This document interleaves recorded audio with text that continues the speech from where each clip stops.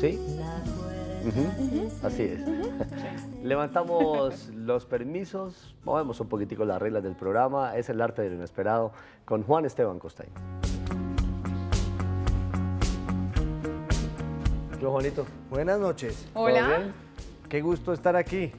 Sí. Feliz No de se verlos. preocupe, está bien todo. ¿Sí? Ah, bueno. ¿Cómo va, Juan? Muy bien.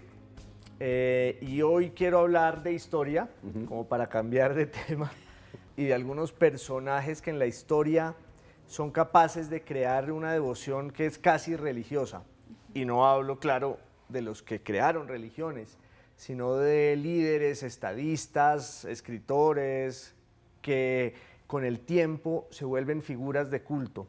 Una de esas figuras de culto más importantes en Occidente es la de Napoleón Bonaparte. Claro. Unos lo odian, otros lo admiran.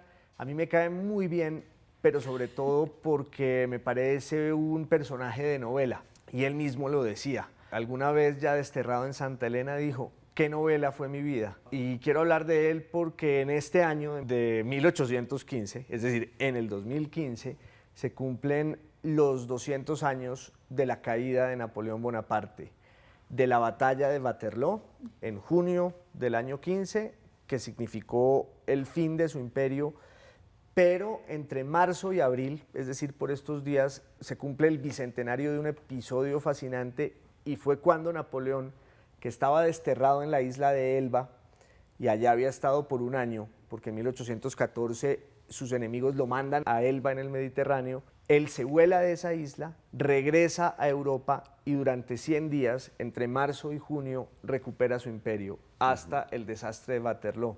Y creo que es interesante evocar ese episodio no solo por lo que tiene de novelesco, de poético, casi de trágico, sino también porque hay una enseñanza muy profunda sobre aquellos que son incapaces de vivir sin el poder. Unos personajes que fueron muy poderosos y que viven luego como prisioneros de su propia sombra y son incapaces de vivir sin la nostalgia de ese poder que alguna vez tuvieron. No, y muchas veces se niegan a reconocer su realidad, Sí.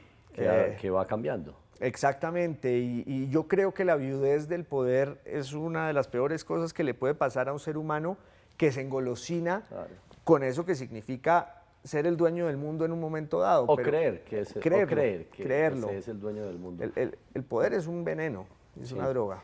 ¿Algún parecido con la realidad colombiana en algún nombre? No exageremos. No, porque Tampoco. es que, no, la dejamos ahí. No, ese tipo de cosas ya ocurrieron hace mucho. Yo creo que en Colombia algo así no se repetiría de ninguna manera.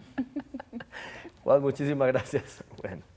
Y ya que estamos hablando del pasado y de historia, es una fecha muy importante para Colombia, el 9 de abril, con un líder, Jorge Eliezer Gaitán. Roberto García nos tiene la historia. Muy buenas noches. Hola, Roberto. Hoy, hace 67 años, Bogotá fue prácticamente semidestruida por una turba que estaba vengando la muerte de su líder, Jorge Eliezer Gaitán. Pero en 67 años no tenemos respuestas, no sabemos qué pasó. Podemos hacer, como lo hacemos en esta nota, una cronología de los hechos, pero llegar a la realidad, Yamit, llegar a la realidad de los hechos sería prácticamente como develar los asesinatos de otros grandes personajes como John F. Kennedy, que se quedaron así, y este también parece que se va a quedar así en la historia.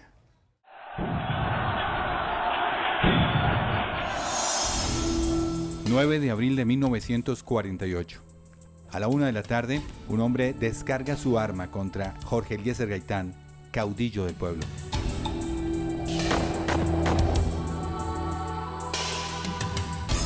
Atención, atención, hoy 9 de abril de 1948. En estos momentos acaban de ser herido el doctor Jorge Eliezer Gaitán. Mataron al padre de Colombia.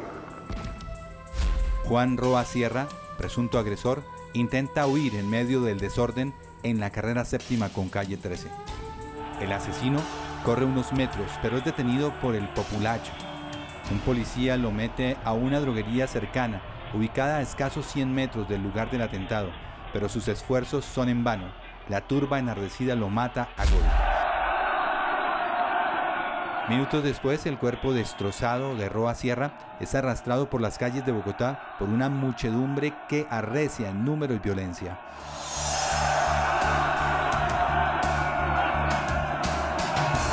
Armados de palos, piedras y cuanto elemento encontraban, los revoltosos abandonaron el cuerpo de Roa Sierra frente al Palacio de Nariño, como acusando al gobierno del magnicidio.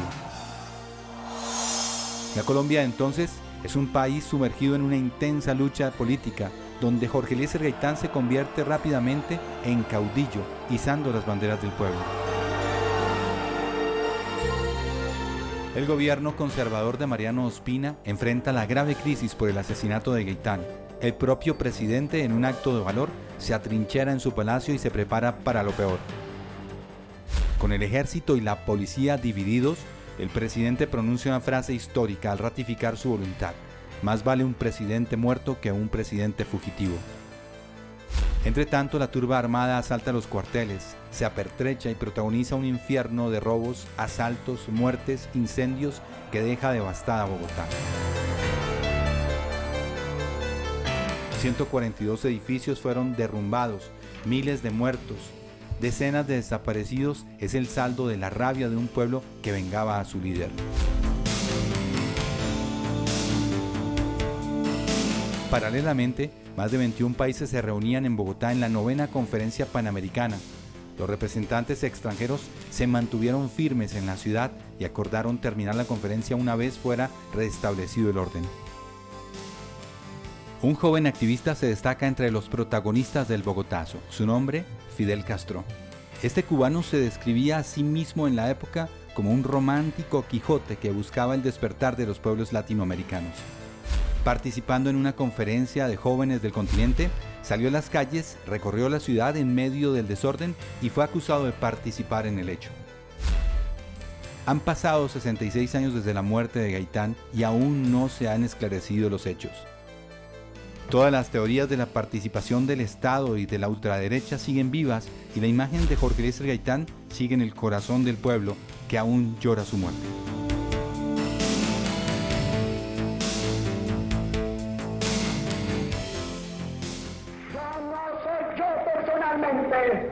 Yo soy un pueblo que me sigue, porque se sigue a sí mismo cuando me sigue a mí, pero he interpretado.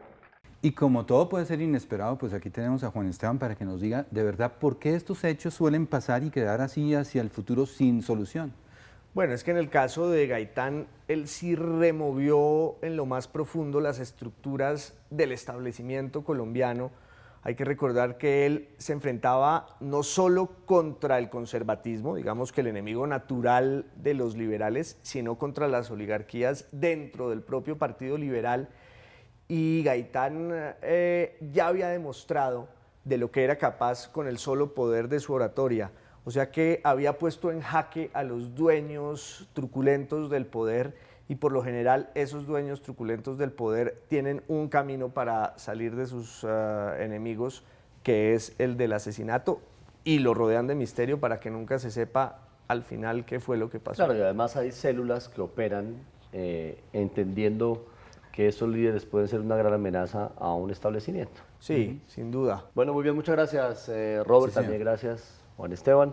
Bien, vamos a hablar de arte, como es costumbre. Todos los jueves decidimos recorrer las calles de las ciudades para encontrar e identificar diferentes espacios donde la cultura pueda ser protagonista y sobre todo donde esté a la mano y al alcance de la ciudadanía en general. El espacio de hoy es uno muy especial. Digamos que allí es donde se une el arte y la naturaleza con un propósito claro y muy bien definido. Aquí está en Bogotá.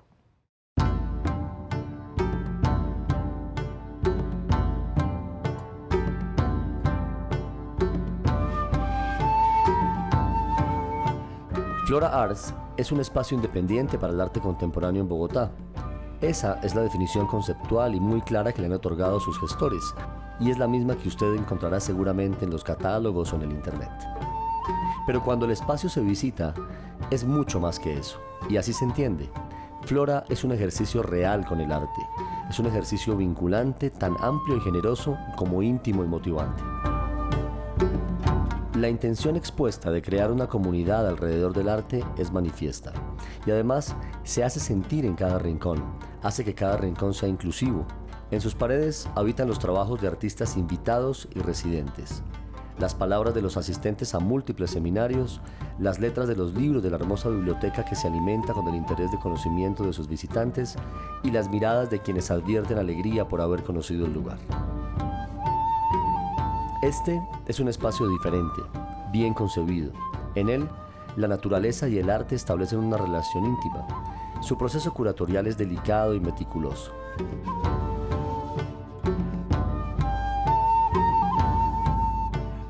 José Roca, creador y director artístico, y un grupo amplio de colaboradores, asesores y amigos así lo han establecido, y es quizá uno de esos espacios precursores en integrar la muestra y la experiencia de lo que allí se instala.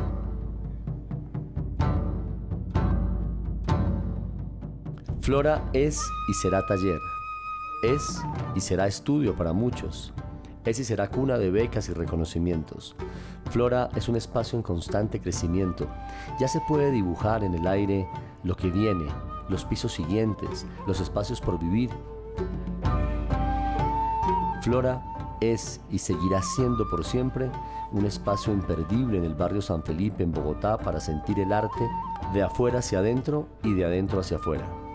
Flora es y será ese lugar donde también reposan los trabajos de invitados especiales de diferentes partes del mundo para fundirse en el contexto local. Este es y será por siempre un lugar donde usted siente que todo pasa así, naturalmente.